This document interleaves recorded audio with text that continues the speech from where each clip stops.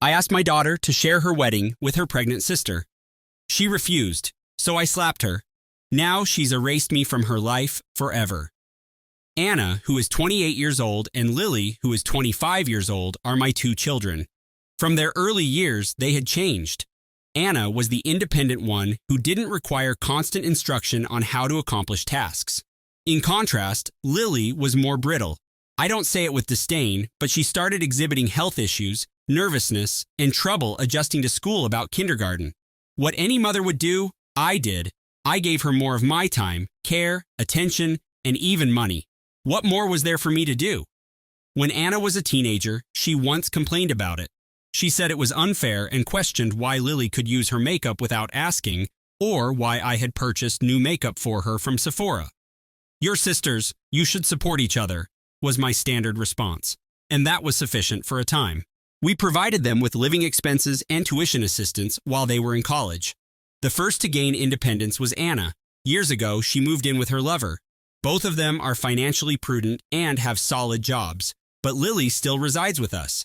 She has struggled with lovers, changed jobs frequently, and hasn't fully settled in. We were all overjoyed when Anna said she was engaged. Daniel, her fiancé, is a decent man. 6 months later, a small but tasteful wedding was planned at a beautiful upstate vineyard. We planned to contribute roughly $10,000, a symbolic but significant chunk of the budget. The rest she took care of. You could see how happy she was with every call and every visit to taste cakes or check out venues. Lily requested to talk to me alone up to 2 months before to the wedding. She was shaking. She informed me that she was expecting a child and that, in order to do things properly, she and her boyfriend Ryan wanted to be married before the baby was born. She claimed that they had no strategy, no money, and no idea how. She requested my assistance. At first, I wanted to tell her that we didn't have enough to continue helping Anna and that it was impossible.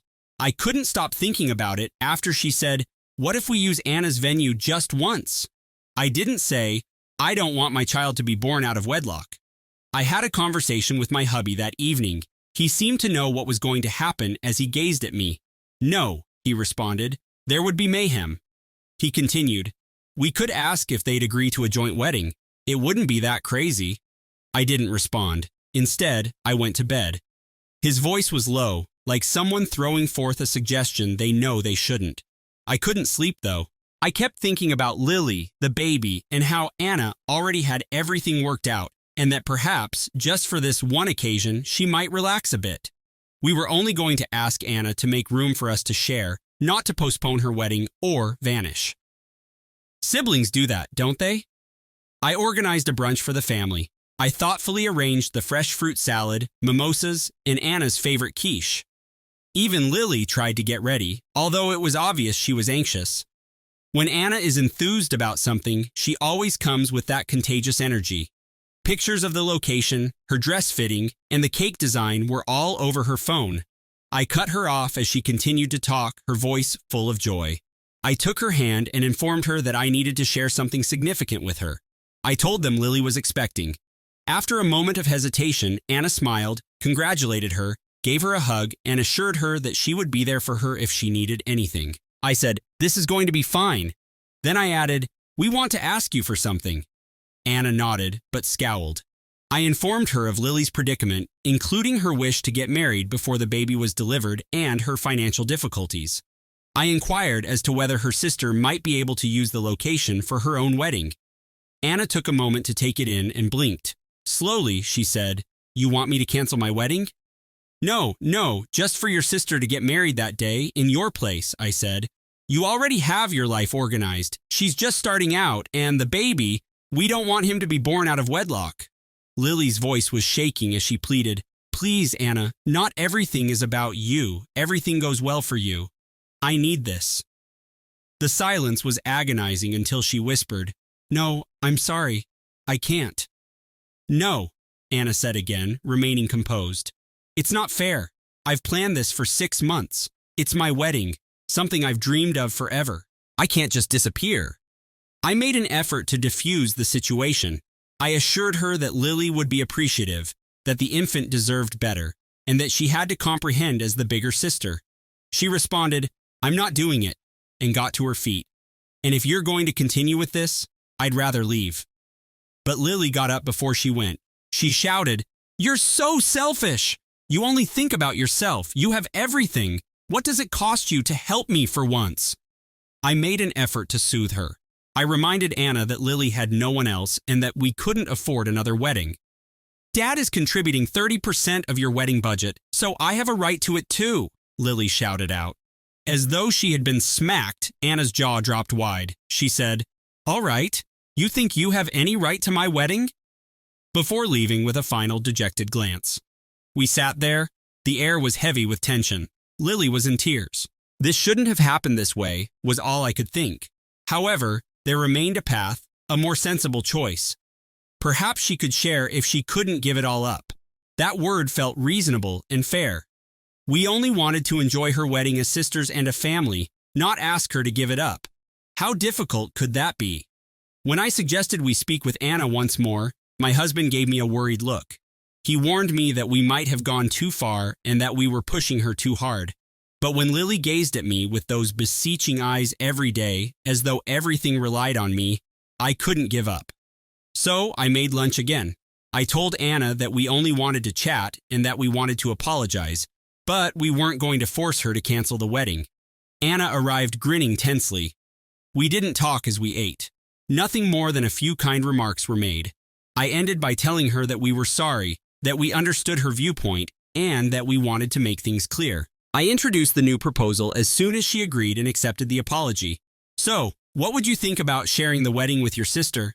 Anna gave me a look like she didn't get it. "What do you mean, share? On the same day, at the same event, you would tie the knot. You first, Lily second, or vice versa. It isn't that difficult. We simply change a few things about the timetables, and we can even change everyone's honeymoon tickets. We would work things out." "Mom, are you being serious?" "Yes, it's for your sister. She's sensitive, you know, and your nephew is on the way. We thought it would be nice, a moment to bring you two together." She placed her cutlery on the table. "Mom, we already have everything ready. Every minute, every vendor, every reservation. It's not as easy as you think. And besides, it's my wedding, not a group event." Lily sprang out of her silence. "See? I told you she wouldn't even agree to this. She doesn't care about anyone but herself." I made another attempt to soothe her. I explained that it was only a suggestion and that there was no need to argue, adding that Anna could at least assist by making a few changes. I even proposed delaying the date a little if it would make planning easier. Anna got to her feet at that point, clearly in pain. "You really thought I would accept this? That I would give you my wedding because you say so? You know what this has cost me? What it means to me?" Lily screamed and cut her off. "Everything costs you. It's always about you. You don't know what it's like to have to start from scratch." Anna looked across at me. "And you, Mom? Did you ever think about what I want? Or do I just have to watch you choose Lily every single time?" I didn't consider it. It was a desperate reaction, an urge. I gave her a slap. The hush that followed was deafening, yet the slap itself wasn't difficult. Anna's expression was one of deep disappointment rather than rage or tears. "I won't do it," she murmured quietly. "And if you still think you can come to my wedding after this, go ahead. But my sister is not invited, not even as a guest." She then departed. Lily was in tears. My hubby was stunned, and all I could do was hope that she would reconsider, that there was still time, because after all, what daughter could possibly exclude her own mother? It would be unkind, unyielding, and heartless of anyone to deny their own mother access to such a significant occasion. I clung to that. I reassured myself that although Anna was upset, she would eventually move past it, that she was furious when she said it, that she would be anticipating our arrival. She secretly hoped to see us there. Thus, nothing was canceled. For Lily, we had a new outfit designed that was sophisticated yet subtle. She needed to appear presentable even if she wouldn't be the bride. My spouse did not say yes or no as he silently observed us. His response to my question about his plans was simply, "They're not going to stop me from seeing my daughter get married." We all got dressed on the wedding day. As though it were an indisputable pass, I clung to the invitation. To prove to her that everything could be worked out, we came early and were prepared to take our seats. However, the security guy halted us at the vineyard's entrance. "Names, please." We provided them. I'm sorry, you're not on the list. With a trembling laugh, I showed him the invitation. We're the parents of the bride. After checking a tablet, the guard glanced inside before turning back to face us. She was very clear. You and your daughter are not authorized to enter. With a scowl, my husband pulled out his phone and dialed Anna. She showed up a few minutes later, looking stunning and flawless in white, but with icy cold eyes. She declared, "I'm not letting you in." My husband started to wonder, "What are you saying? You're going to leave us out here?" "Yes. I don't want you to ruin my day. You already tried once. I don't want to share my wedding, and I don't want to see you here. Not Mom, not Lily." In response, he responded, "But we put money down. 30% of the budget was our $10,000. Anna answered, "So what? You want it back? Fine, I'll pay you back. But I'm not going to let this happen again. This day is mine. I don't want blackmail. I don't want scenes." Lily let out a scream. "So you ruin everything. You can never do anything for me." She tried to push her as she ran toward her. She was stopped by the guard. The guests pivoted. Numerous people took out their phones, some of which were recording. Like a horde of judging bees, the murmur intensified into a dense hum. My spouse stepped in, dragged us to the car, and drew us aside. Lily was crying. I yelled that she couldn't treat us like way and that it wasn't fair. Before shutting the venue door, Anna remarked, "And you, Mom, as of today, forget about the money I sent you every month to help with bills. It's over." I yelled, "You can't do that. You're so selfish. Say what you want, but you brought this entirely on yourself." Then she vanished. Without saying anything, my spouse started the car. He locked himself in his study when we returned home, leaving me in the dining room with my rumpled dress, my makeup all over the place, and the awful knowledge that my daughter had erased me. The following day, I felt that way, as though Anna had grabbed a Sharpie and, without thinking twice, crossed my name out of her existence. I awoke in a house I had never seen before. My husband didn't even look at me, let alone talk to me. Lily remained in her room. The quiet weighed as much as if it were composed of cement. I had no idea what to do. Then, out of habit, I was browsing through my phone when I came across the message, a Facebook group notice from my neighborhood. A video link with the question, "Did you guys see this?" It lasted just 2 minutes. I knew what it was without having to watch it. Nevertheless, I watched it. We were captured on a shaky but merciless phone as we arrived at the venue, me yelling, Lily attempting to attack her sister, the security stepping in, and Anna's icy gaze. With the headline, "Toxic Mom Tries to Crash Daughter's Wedding to Force a Second Bride," someone had posted it to TikTok. Furthermore, it had gone viral. Thousands of likes. There were thousands of comments. The comments included reaction videos, memes, and even a Reddit thread with screenshots and theories, such as, "What a horrible family." The other sister seems like a sociopath. Anna is a queen for keeping her composure. As like we were simply another episode of a cheesy reality show, they were analyzing my life and my choices.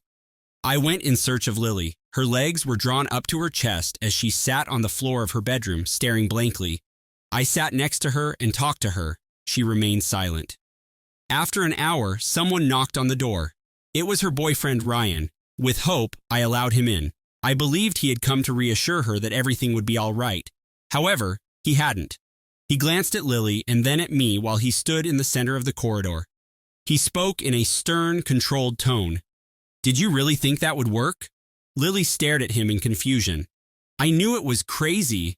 That's why I didn't go. I thought it would be another tantrum, but you did it.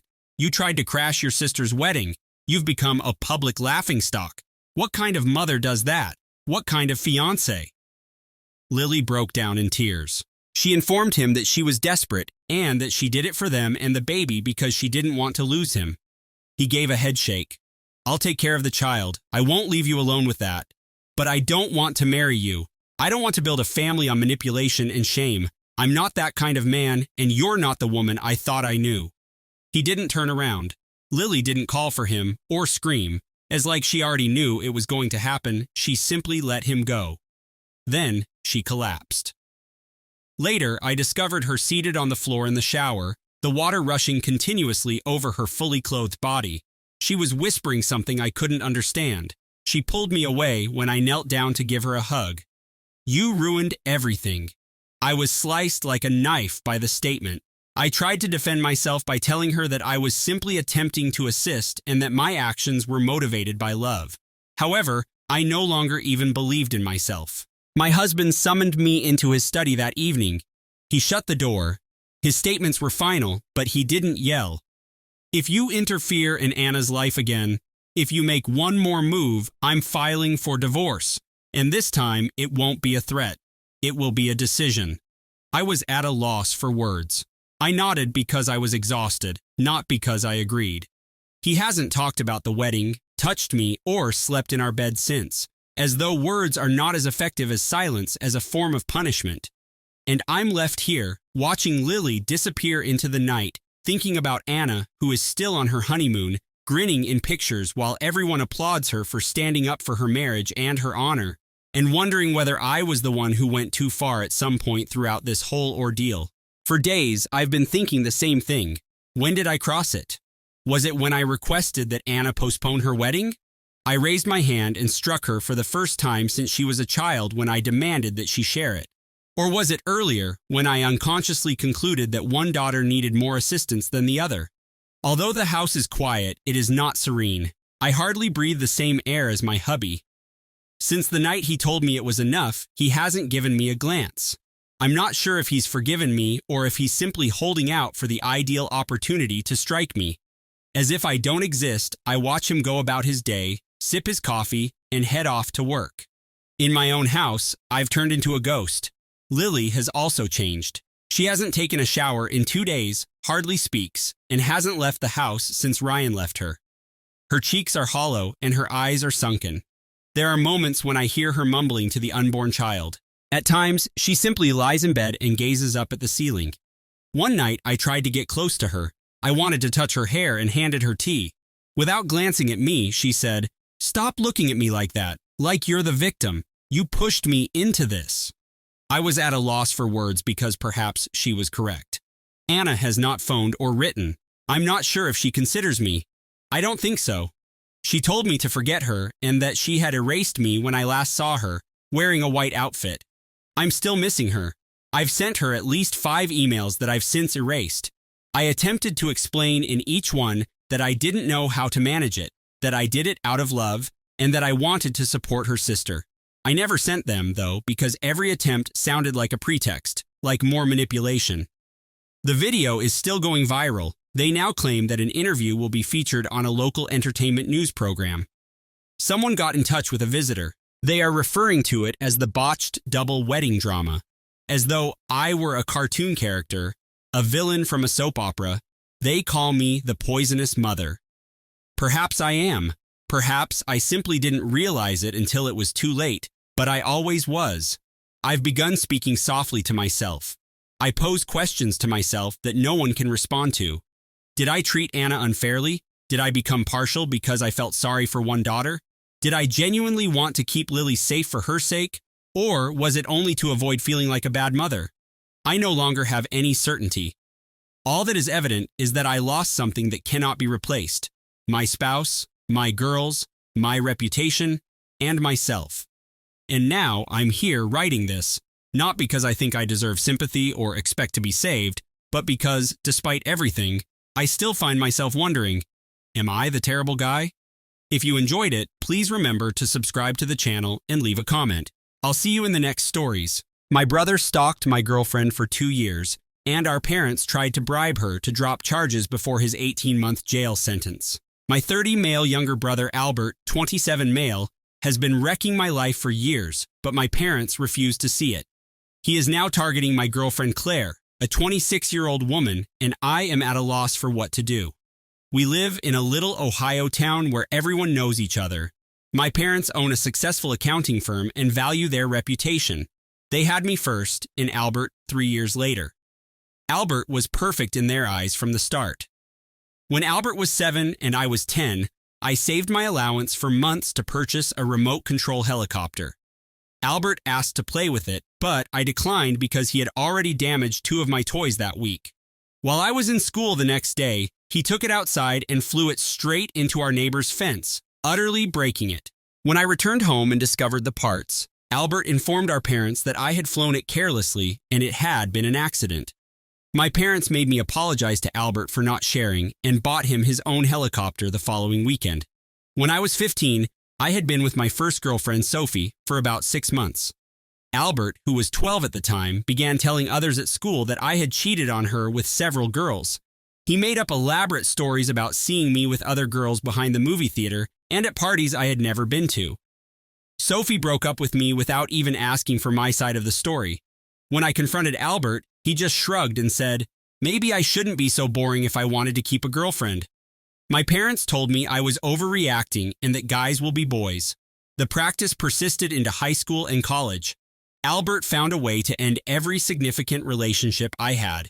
He informed my girlfriend Holly that I had a gambling addiction and showed her bogus bank statements. He convinced my girlfriend Megan that I was going to break up with her anyhow, so she should spare herself the embarrassment. My parents either refused to believe me or claimed Albert was only looking out for me. After college, I returned home to help with the family business and save money. Albert also lived at home and worked part-time in a sporting goods store. He'd never had a job for more than a few months. My parents paid for everything, including his car, phone, and clothes. They said he was still discovering himself. Claire and I met 2 years ago in a downtown coffee shop. She was traveling from the next town for a job interview at the local elementary school. She's a second-grade teacher and the nicest person I've ever met. We began dating, and for the first time in my life, I kept my relationship a secret from my family. For 8 months, I did not tell them anything about Claire. We'd meet in the neighboring town or drive to the city for dates. I'd learnt my lesson about introducing women into my family. But Claire began to query why she had never met my parents or visited my residence. She assumed I was embarrassed of her or that I was married. I needed to make a choice. I decided to inform my parents about Claire first, without Albert present. I went to their house on Thursday evening when Albert was supposed to be at work. I said that I'd been seeing someone for 8 months and wanted to take her to dinner on Sunday. My mother immediately began organizing the dinner and questioning Claire about her employment and family. When I stated her profession as a teacher, my father nodded in approval. Everything appeared normal. Sunday arrived, and I brought Claire up from her apartment. She had purchased a new outfit and spent an hour styling her hair. She was thrilled to finally meet my family. I told her a few stories about Albert, but they seemed like usual sibling rivalry. I did not want to scare her away. We arrived at my parents' place at precisely 6 o'clock. My mother answered the door with a big smile and a hearty hug for Claire. My father shook her hand and complimented her clothing. Albert arrived from the kitchen and quickly pushed by our mother to reach Claire. He enveloped her in a hug that was at least 5 seconds longer than necessary. Claire's smile faded slightly, but she graciously hugged him back. Throughout dinner, Albert controlled the conversation. He sat directly across from Claire, bending forward to touch her arm while they talked. He told stories about my childhood, but each one was distorted to make me look awful. He described the time I became sick at a school carnival as being too weak to do usual things. He used the tale of me getting lost at a mall as proof that I had always been careless and required constant monitoring. My parents laughed at each anecdote, adding their own comments about how Albert had always been the more dependable brother. Claire kept looking at me, confused. She has heard different versions of the same story from me. The worst moment was when my mother served dessert. Albert insisted on cutting Claire's slice of cake for her and attempted to feed her the first mouthful with his fork. Claire respectfully rejected, claiming she could manage, but Albert insisted. He actually gripped her chin with his free hand and attempted to guide the fork into her mouth. Claire jerked away and exclaimed, "Stop, please." Albert laughed and said he was simply being friendly. Claire excused herself from supper to use the bathroom. I followed her down the hall and discovered Albert standing outside the bathroom door. When Claire emerged, he moved closer to her, effectively trapping her between himself and the wall. Albert was telling her that she seems too intelligent and ambitious for someone like me. He stated I'd always been the sort to hold others back and that she should try dating someone more driven, like him. Claire attempted to step around him, but he moved to block her way. She said, "Excuse me," twice, but he continued speaking. I stood between them, telling Albert to back off. He raised his hands in fake submission, claiming he was only getting to know my girlfriend. My parents emerged from the kitchen, asking what was going on. Albert said I was neurotic and possessive.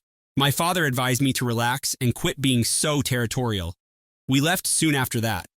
Claire was quiet as she drove back to her apartment.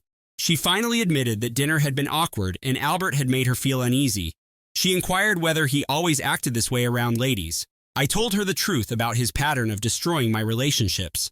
Claire listened attentively and did not interrupt. When I finished, she stated she understood why I had taken so long to introduce her. She also stated that she would not allow Albert or anyone else to harm our relationship. We agreed that we would limit our contact with my family and only see them when necessary. For 2 weeks, everything seemed normal. Then Claire began receiving phone calls at work. The caller would hang up the moment she answered. Her principal stated that someone had been calling the school and asking questions about her personal life and work schedule. A parent reported that a man was sitting in the parking lot during pickup time, just monitoring the building. Claire began staying later at school to avoid walking to her car alone. One evening, she called me in tears because someone had followed her home and sat outside her apartment building for 20 minutes before driving off. She had noted down the license plate number. I ran it through a friend who works at the DMV, and it came back registered to one of Albert's high school classmates. I drove straight to my parents' house and found Albert in the garage, working on his car. I challenged him over the harassment. He initially denied everything, then smirked and suggested Claire was simply paranoid. He claimed that some ladies couldn't handle attention from actual males. I grabbed him by his shirt and urged him to keep away from Claire. He shoved me back, saying Claire was fair game because I clearly couldn't care for her properly. That's when I struck him. I punched him right in the jaw, and he fell backward into his toolbox. My parents ran out of the house. Albert was grabbing his face and screamed that I had attacked him without reason. I tried to explain about the stalking and harassment, but they refused to listen. My mother stated that I had clearly lost my mind and required anger management. My father advised me to leave the house and not return until I apologized to Albert. I departed and have not spoken with any of them since. That happened 6 months ago. Claire and I moved in together and tried to move on with our lives, but the harassment continued. If anything, things grew worse. I thought things couldn't get worse after my previous post, but I was mistaken. The harassment has grown beyond anything I could have predicted, and my family's reaction has been much more twisted than I expected. After I stopped communicating with my parents and Albert, the number of phone calls to Claire's employment increased. Her principal received daily phone calls from someone pretending to be her ex-boyfriend, alleging she had mental health difficulties and should not be around children. The caller had detailed information regarding her lesson plans and the grades she taught. Someone was certainly paying careful attention to her. Claire's vehicle was vandalized twice in the school parking lot. First, someone poured paint thinner onto her windshield, cracking it totally. The second time, all 4 tires were shredded. The school added more security cameras, but whomever was doing it knew exactly where the blind spots were. The breaking point occurred 6 weeks ago. Claire was working late, grading papers in her classroom at around 8 o'clock p.m. The custodian had already left, and she believed she was alone in the building. She heard footsteps in the corridor and believed it was the night security guy on his rounds. When she looked up from her desk, Albert was standing in the classroom doorway. He had managed to get past the closed main entrance and strolled through the entire school to find her room. Claire instantly grabbed her phone and threatened to contact the police. Albert entered the room and locked the door behind him. He explained that they needed to converse without my intervention. He informed Claire that I had been lying about him and that he had never intended to make her uncomfortable. He stated he understood why she had the false idea, but he was really attempting to protect her from my domineering tendencies. Claire stood up and ordered him to go immediately. Albert walked closer to her desk, saying he wasn't done talking. He claimed I had a history of psychological manipulation and that all of my prior girlfriends had left me for the same reason. He claimed I was isolating Claire from her friends and relatives and that she would soon be left with only me. Claire attempted to walk around her desk toward the door, but Albert grabbed her wrist. He insisted she listen since he was the only one brave enough to give her the truth. Claire snatched her arm away and dashed towards the door. Albert followed her down the hallway, warning her that she would regret not listening to him. Claire made it to the main office and set off the silent alarm. Within minutes, police came and discovered Albert still inside the building, peering through the windows of other classrooms. He explained to the cops that he was come to pick up his nephew, but had gotten lost while seeking for the main office. When questioned with his nephew's name and teacher, he was unable to answer them. Officers detained Albert for trespassing and obtained Claire's statement. She gave them images of her vandalized car and audio recordings of some of the threatening voicemails she had been receiving. The detective assigned to the case stated that they had enough evidence to charge Albert with stalking and harassment, in addition to trespassing. Here's when things get extremely twisted. My parents hired a lawyer for Albert before he was even arraigned. The lawyer contacted Claire's principal, claiming that Claire was having an affair with Albert and that her claims were retaliation for him discontinuing the relationship. The lawyer sent bogus text messages purporting to be from Claire, imploring Albert to leave his girlfriend and join her. Claire's principal called her into the office and inquired about the claims. Claire showed him the police reports and described the entire situation. The principal believed her, but added that the school board was concerned about the negative publicity. They proposed that Claire take a leave of absence until the criminal case was completed. Claire refused to quit her employment due to false accusations. She hired her own lawyer, who quickly identified the forged text messages as evidence. The metadata indicated that they were created on a computer and not sent from a phone. Claire's counsel filed a complaint with the state bar against Albert's attorney for presenting fake evidence. The most awful thing occurred last week. My mother phoned Claire and asked her to dismiss the charges. She described Albert as a confused young man who had developed affections for her but didn't know how to express them properly. She offered to pay for Claire's car repairs and vowed to keep Albert away from her if she gave him another chance. When Claire declined, my mother's tone altered dramatically. She claimed Claire was destroying their family due to a misunderstanding and that no jury would trust her testimony against Albert's. She said Albert had acquaintances who could testify that Claire had been flirting with him at family dinner and luring him on. She told Claire that small communities have long memories, and that pursuing the allegations could make it impossible for her to continue working here. Claire recorded the entire conversation and provided it to the prosecutor. Witness intimidation is considered a criminal in our state. So now my mother is also facing criminal prosecution. Albert's trial is slated for next month. His lawyer is attempting to negotiate a plea agreement, but the prosecutor claims the evidence is too solid and the behavior is too terrible to warrant anything less than jail time. The school board unanimously agreed to assist Claire and provide her with additional security measures. Claire and I have been looking for work in various states. We both understand that staying here means coping with my family's hostility for years to come. My parents have made it clear that they will never stop blaming Claire for their son's conduct, even if Albert ends up in jail. I keep thinking about all the warning indicators I've missed throughout the years. Albert damaged every relationship, every lie my parents believed, and every time they preferred his version of events over clear proof. I assumed they were simply enabling terrible behavior, but now I realize they were actively engaged in it. Albert's trial concluded last week, and the impact has been more dramatic than I anticipated. The verdict was guilty on all charges, but what transpired throughout the trial highlighted how severe my family's dysfunction is. The prosecution produced a massive amount of evidence against Albert. Security footage from the school saw him entering through a side door that he had propped open earlier in the day. Phone records showed that he had made over 60 calls to Claire's employer. Albert and his friends used text messages to arrange the harassing campaign. The bogus evidence produced by his counsel was also used as an example of continued witness intimidation. Claire testified for 3 hours on the stalking and harassment. She remained cool and accurate throughout her evidence, even when Albert's counsel attempted to suggest she had encouraged his actions. The judge halted the cross-examination twice because the questions got inappropriate. Albert took the stand in his own defense, even though his lawyer warned him not to. He immediately began raving about how I had stolen Claire from him and how she was giving him confusing signals. He claimed Claire smiled at him during the family supper, which he saw as romantic interest. He explained that following her and calling her workplace were merely his way of getting to know her better. The prosecutor questioned Albert about how breaking into an elementary school at night was part of getting to know someone. Albert said he hoped Claire would be impressed by his tenacity and eventually agree to speak with him without my meddling. When asked why he destroyed her car, Albert explained that he was trying to give her an excuse to call him for help.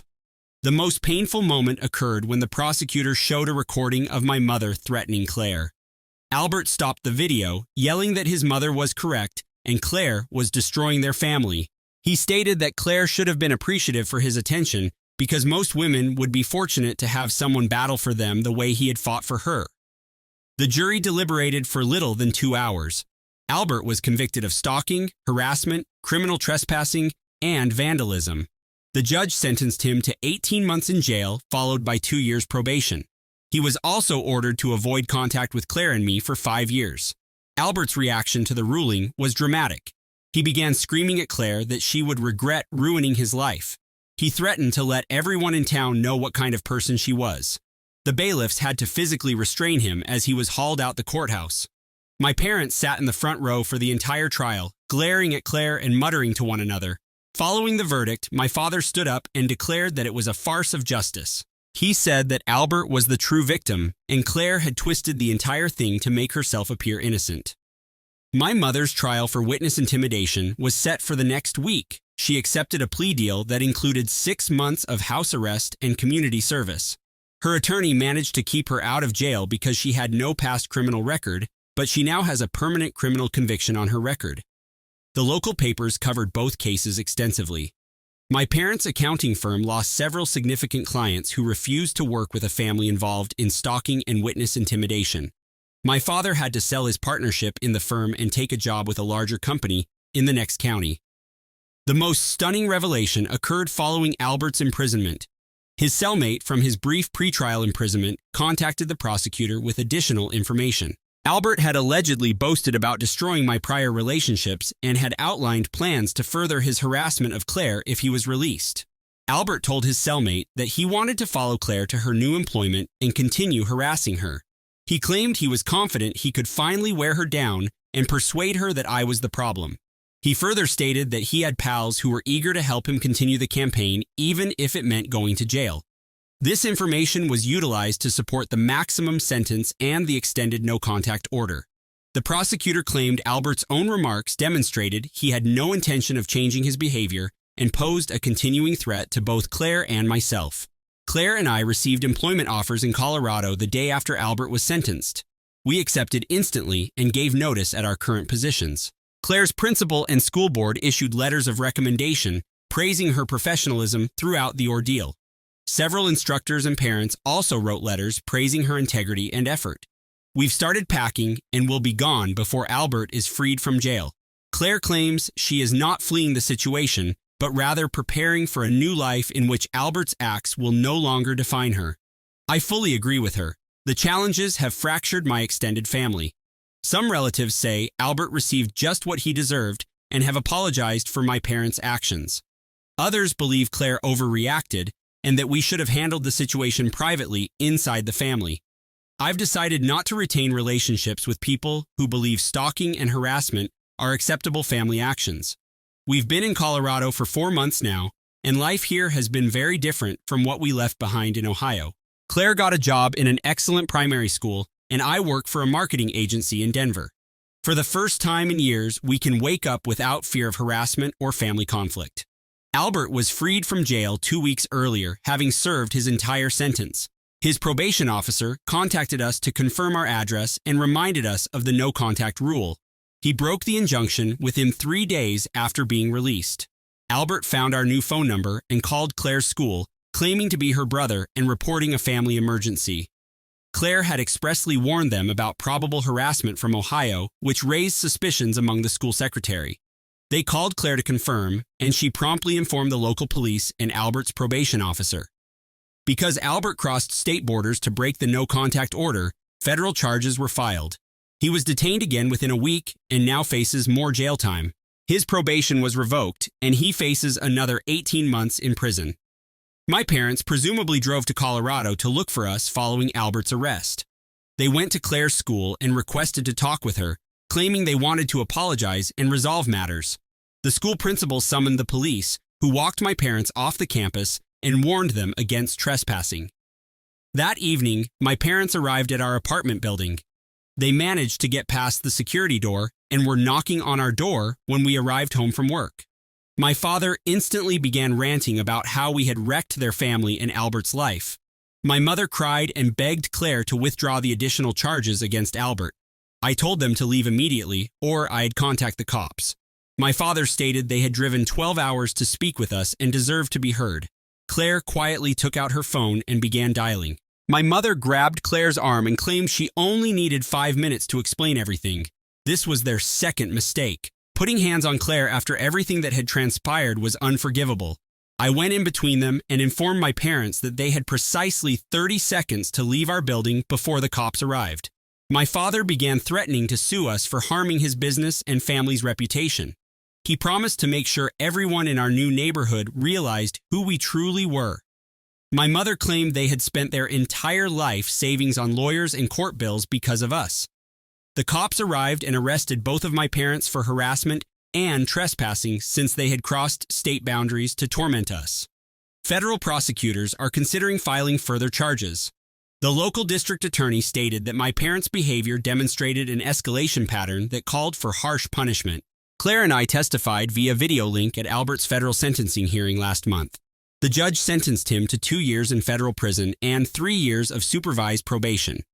He will be ineligible for early release, and any subsequent infractions will result in considerably lengthier sentences. My parents were released on bail, but they are not allowed to leave Ohio while their case is pending. Their lawyer is attempting to reach a plea agreement, but the prosecutor wants jail time because to their history of witness intimidation and physical contact with Claire. The most enjoyable aspect of this whole journey has been seeing my parents face the repercussions of their conduct. For 30 years, they tolerated Albert's actions and made excuses for his increasingly serious wrongdoing. They never believed his victims and always tried to blame everyone else for his acts. Now, they face criminal prosecution, financial devastation, and a loss of communal standing. Their business is gone, their reputation is ruined, and their only child is in federal prison. The reality they crafted over decades of denial and enabling has finally crumbled around them.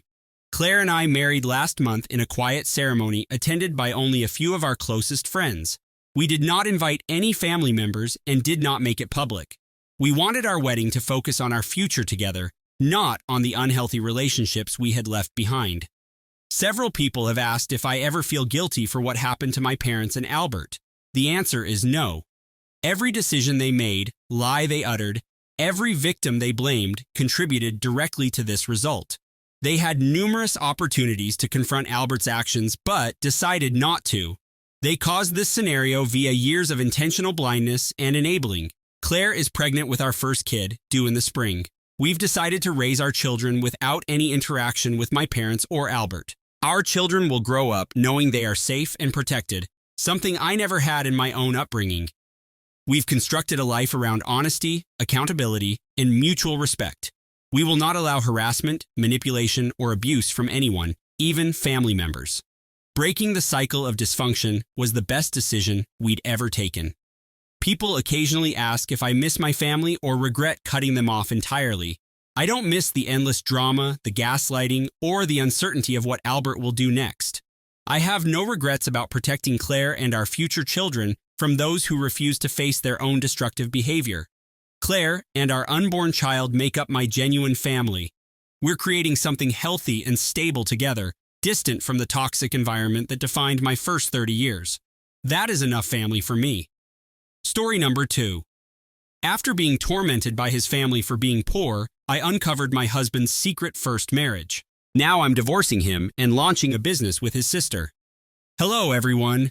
I am Nora, a 28-year-old woman seeking help on a matter involving my spouse, Ethan, a 30-year-old man, and his family. We have been married for 3 years and together for 6. When we first met, everything seemed ideal. Ethan was friendly, attentive, and supportive. His family also appeared decent, particularly his sister, Lila, a 32-year-old female. I was raised in a tiny town with working-class parents. My father worked in a factory, while my mother cleaned houses. They worked hard, yet battled to make ends meet. I learned the importance of money and hard work at a young age. I started babysitting when I was 12 years old and obtained my first real part-time job at 16, working after school and on weekends at the local cafe. Despite financial constraints, my parents constantly encouraged me to continue my education. They couldn't afford to send me to a nice institution, so they encouraged me to attend community college while working full-time. It was difficult to balance employment and school, but I was determined to make a better life for myself. After graduating from community college, I worked as a marketing assistant for a small local company. I worked my way up by taking on additional assignments and learning everything I could about the profession. 6 years later, I'm the marketing manager for a mid-sized corporation in the city. I'm proud of what I've accomplished and the career I've started from scratch. Ethan's background couldn't be more different than mine. He is from a wealthy family that runs a thriving chain of high-end restaurants. His parents, Margaret, 58, and Charles, 60, began with a small restaurant and have grown it into an empire over the last 3 decades. Ethan grew raised in a home, attended fancy schools, and never worried about money. When we first met at a mutual friend's party, I was frightened by Ethan's pedigree, but he was down to earth and really interested in getting to know me. He stated he respected my work ethic and how I had started my career from nothing. We bonded over our mutual passion of cooking, but his experiences came from sophisticated culinary classes and mine from assisting my mother in our modest kitchen. Everything went well over the first couple years of our partnership. Ethan's family seemed to welcome me, even if they made occasional remarks about my quaint upbringing. I dismissed these, assuming they were simply attempting to relate to me in their own manner. After we married, things began to alter. Ethan's relatives, particularly his mother Margaret, made increasingly sharp remarks. They would say things like, "It must be nice to marry into money," or, "I'm sure Nora appreciates not having to clip coupons anymore." I tried to laugh it off at first, but it eventually became too much for me. Margaret began criticizing my clothes, claiming they were cheap or unprofessional. She'd make a big deal about gifting me costly designer stuff for birthdays and Christmas, then get upset when I didn't wear them to family gatherings. I tried to explain that fancy clothing were not appropriate for my position, but she just rolled her eyes and said something about career females. Ethan never advocated for me during these interactions. He'd explained that his mother was simply trying to be polite and that I should be appreciative for the gifts. He began urging me to quit my job, saying I didn't need to work anymore. But I enjoy my job, and I'm not comfortable relying on others for money. Furthermore, I worked hard to get where I am. I'm not prepared to give that up. The issue worsened when Ethan's sister, Lila, became engaged to a man from a similar wealthy household. Margaret repeatedly compared me to Lila's fiancé, mentioning how nicely he fit in with the family. She'd specifically ask me when I was going to start dressing more suitably for family occasions, as Lila's fiancé had. I attempted to explain to Ethan how his family's behavior was impacting me, but he constantly rejected my concerns. He'd suggest I was overly sensitive or that I needed to work more to fit in. It appeared that he was more concerned with making his family happy than supporting his wife. The problem came to a head last month. Ethan's family was organizing a large charity banquet to commemorate the restaurant chain's 30th anniversary. Margaret insisted on purchasing me a dress for the event. It was a fashionable gown that cost more than I earned in a month. I was uncomfortable, but Ethan insisted I wear it to make his mother happy and to look like a wealthy restaurateur's wife. At the gala, I felt out of place. Everyone was talking about their recent trips to exotic destinations or the latest fancy vehicles they had purchased. I tried to participate in conversations, but people rapidly lost interest when they discovered I couldn't talk about yacht clubs or private aircraft. I went to the restroom to take a break and overheard Margaret talking with her pals by the sinks. She was giggling as she described how she had to dress up the help to make me acceptable. She claimed Ethan could have done so much better than some girl from the trailer park, and she was embarrassed to introduce me as her daughter-in-law. She even stated that she was attempting to get Ethan to have me sign a post-nuptial agreement to protect the family's assets. I was devastated. I had spent years trying to fit in with Ethan's family, believing that if I worked hard enough, they would embrace me. However, hearing Margaret's words made me understand that would never happen. They would always regard me as beneath them, no matter what I did. I exited the bathroom and found Ethan. I informed him what I had heard and that I wanted to go. Instead of supporting me, he accused me of eavesdropping and claimed I had misunderstood his mother. He demanded we stay at the gala to maintain appearances. I could not handle it anymore. I promised Ethan I would leave with or without him. He merely seemed ashamed and advised me not to cause a disturbance. I removed the beautiful jewelry Margaret had lent me for the event, handed it to Ethan, and departed. I went to stay with my best friend, Paige, 29 female, whom I'd known since high school. She has been my rock throughout this, reminding me of who I am and where I came from. Ethan didn't even try to prevent me from going. He simply appeared annoyed that I was disrupting his family's festivity. It's been a week, and I'm still at Paige's. Ethan has called and texted, but only to ask me to come home and apologize to his family. He accuses me of being selfish and immature and says I should learn to appreciate the life he has given me. He doesn't seem to comprehend or care about how I'm wounded. I do not know what to do. I love Ethan, or thought I did, but I can't keep living this way. His family treats me as if I were beneath them, and he does nothing to stop it. In fact, he appears to agree with them the majority of the time. I feel like I'm losing myself in trying to fit into their world. Part of me wonders whether I should have known this was coming. There were subtle clues early on in our relationship, comments about my automobile being a starter vehicle, or surprise that I'd never been to Europe, but I was so in love that I ignored them. Now I'm wondering if there was an error. I'm also concerned about what divorce would mean. I signed a prenuptial agreement before we married. At the time, I didn't give it much thought because I never intended to divorce Ethan. Now I'm concerned about the implications for my financial future if I leave. Am I overreacting to this? Should I simply accept that this is how things will be if I want to stay married to Ethan? Is it time to contemplate terminating my marriage and returning to my previous life, even if it means facing financial difficulties again? I could appreciate some outside insight on this. Thank you to everyone who responded to my first post. Your encouragement and suggestions truly helped me think things through. A lot has transpired in the last 2 weeks, and I wanted to provide an update.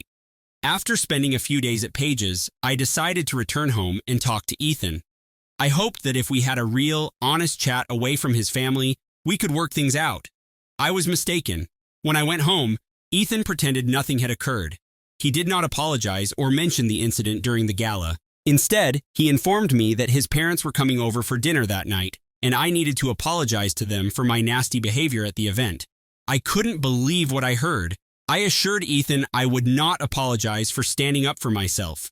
That's when things became ugly. Ethan began ranting at me, accusing me of being ungrateful and failing to appreciate anything his family did for me.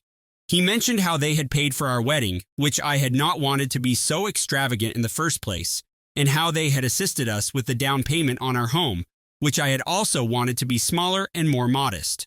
Ethan stated I was fortunate to be with him, and that many women would be delighted to take my place. He even hinted that he had other possibilities but had chosen me. In that instant, I understood the Ethan I had fallen in love with was vanished. Perhaps he never actually existed. I told Ethan I was leaving and wanted a divorce.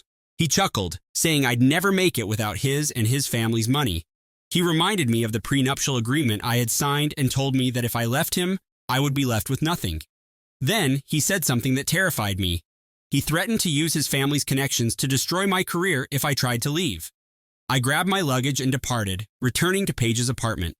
Ethan has been phoning and texting incessantly, alternately asking me to return and threatening me if I don't.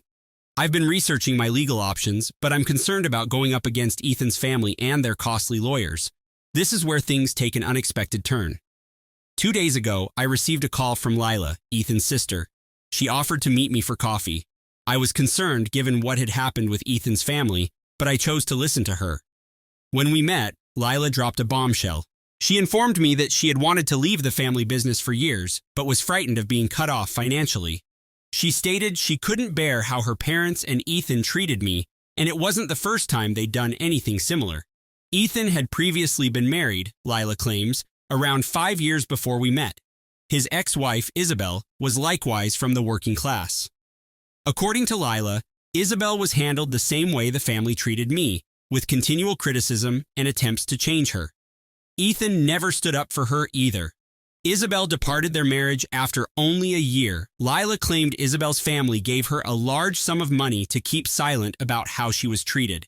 They were concerned about their reputation, particularly because they were growing their restaurant chain at the moment.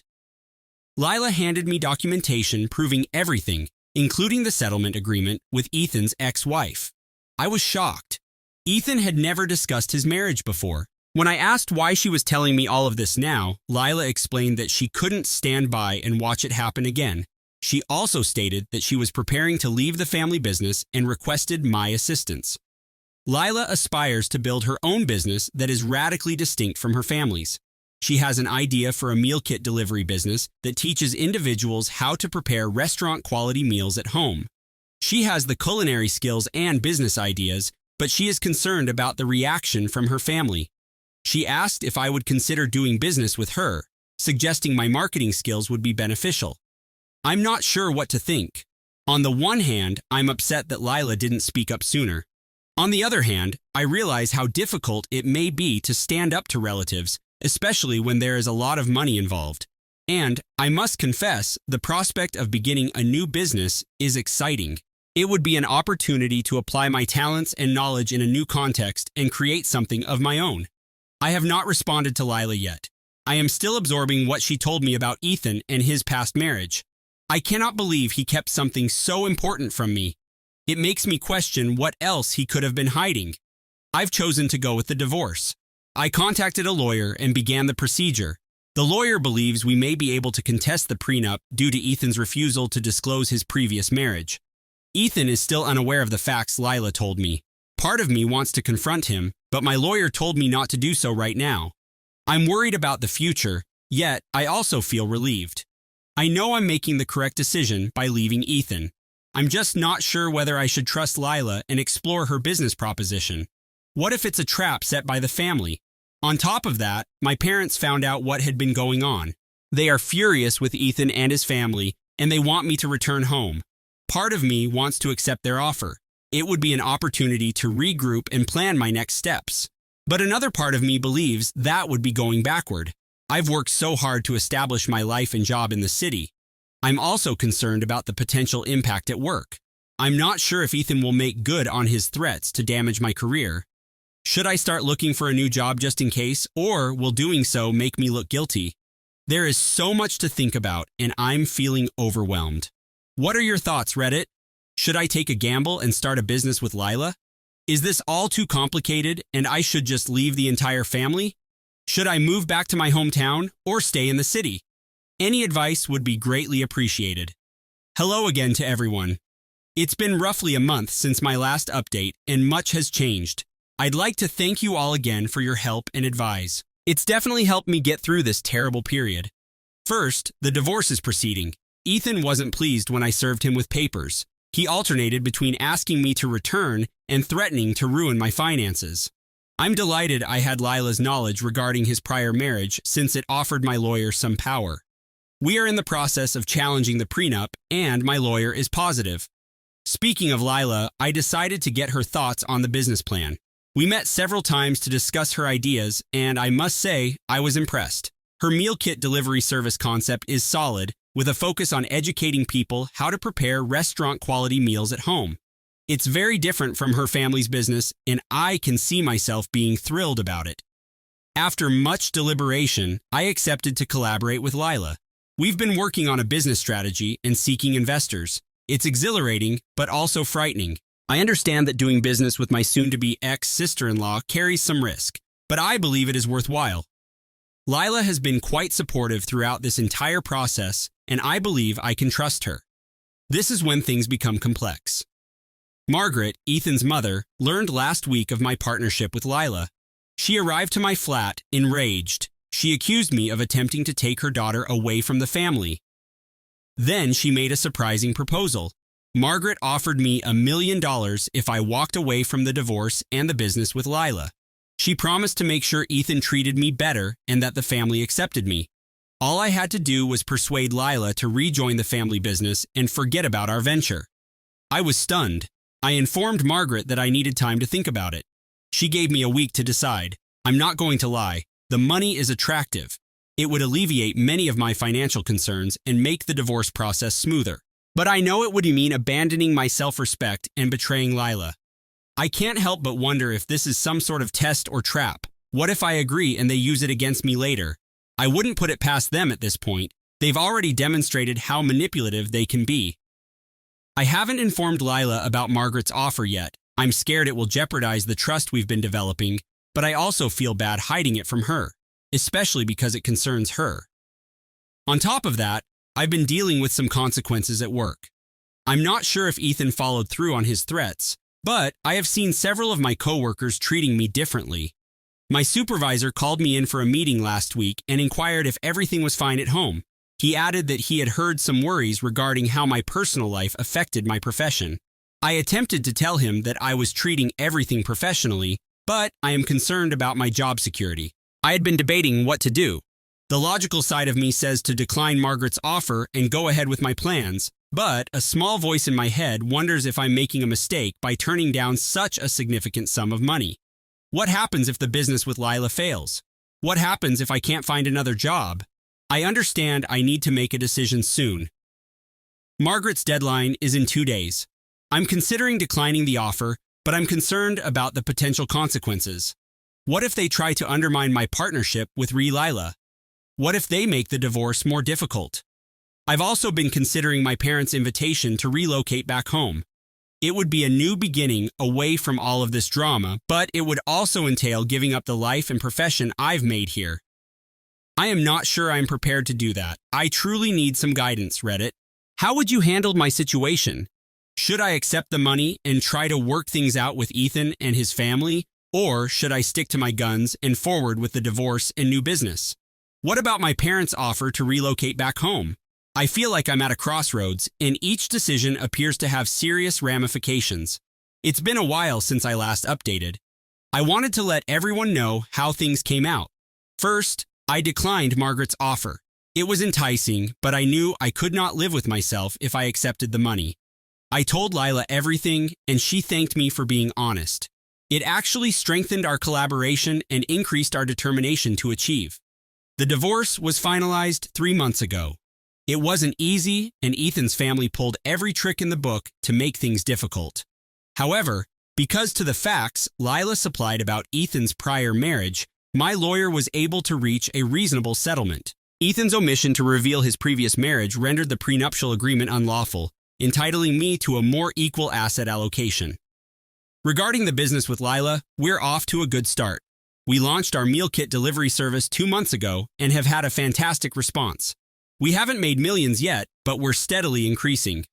Lila's culinary expertise, along with my marketing skills, has proven to be an excellent match. We've even received some local press coverage, which has raised our profile. Ethan's family was upset that Lila was quitting the family business. They tried to pressure her into returning, but she refused. I'm proud of her for advocating for herself. We've had to deal with some sabotage attempts, negative internet reviews that we assume were made by family members, and attempts to damage our supplier relationships, but we're dealing with it. Throughout this, my career suffered somewhat. I ended up leaving my position at the marketing agency. I'm not sure if it was Ethan's threats or the stress of everything interfering with my work, but it became evident that it was time to move on. It was terrifying at first, but now I'm glad I did it. Working on our startup full-time has been both tough and gratifying. Ethan has tried to contact me several times, generally after drinking. He fluctuates between apologizing and blaming me for destroying his life. I blocked his phone number and all of his social media profiles. I'm finished with that chapter of my life. I opted not to return to my hometown. As enticing as it was to have my parents' support, I decided I didn't want to abandon the life I'd created here. My parents understood and were supportive from afar. They also made a minor investment in our company, which meant a lot to me. I will not pretend that it has been easy. There are days when I mourn the financial security of my previous life and question if I made the right decision. Starting a business is stressful, and there have been occasions when I questioned whether we'd make it. But then I recall how unhappy I was with Ethan and his family, how they made me feel, and I realize I did the right thing. I'm currently working on creating my new life. The business keeps me busy, and I've started dating again, albeit casually. I'm taking things slowly and making an effort to emphasize my own happiness and self-esteem. I've also reconnected with some old friends who I had lost touch with throughout my marriage, which has been wonderful. Looking back, I realize how much I've developed from this experience. I've learned to stand up for myself, trust my instincts, and refuse to let anyone make me feel less than I am. It's been a difficult journey, but I'm optimistic about what the future holds. I've also learned the value of being honest to myself. I spent so much time trying to fit into Ethan's world that I almost forgot who I was. Now I am proud of my heritage and the ideals instilled in me by my parents. I'm no longer ashamed of where I'm from. It's part of who I am. Thank you again for your encouragement and wisdom along this journey. It made a big difference knowing I had people rooting for me, even if they were strangers on the internet. I hope that my story might help others who may be in similar situations.